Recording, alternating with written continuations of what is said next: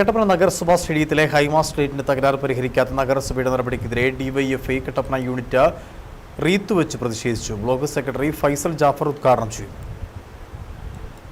കട്ടപ്പന നഗരസഭ ഓഫീസിന്റെ മുൻവശത്തുള്ള സ്റ്റേഡിയത്തിലെ ലൈറ്റ് തകരാറിലായിട്ട് 6 മാസത്തിലേറെയായി.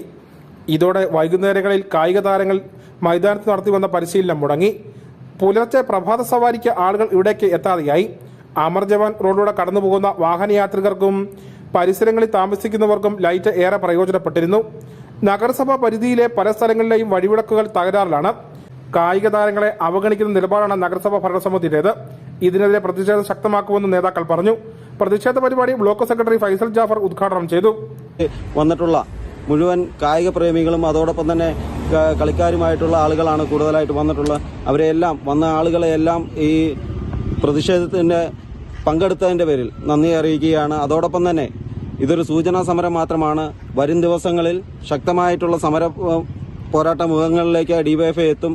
അതോടൊപ്പം തന്നെ ഈ കട്ടപ്പനയിലെ കായിക പ്രേമികൾക്ക് ആവശ്യമായ സൗകര്യങ്ങൾ ഒരുക്കി കൊടുക്കുവാൻ വേണ്ടിയിട്ട് നഗരസഭ തയ്യാറാകണം എന്ന് മാത്രമാണ് പറയാനുള്ളത്.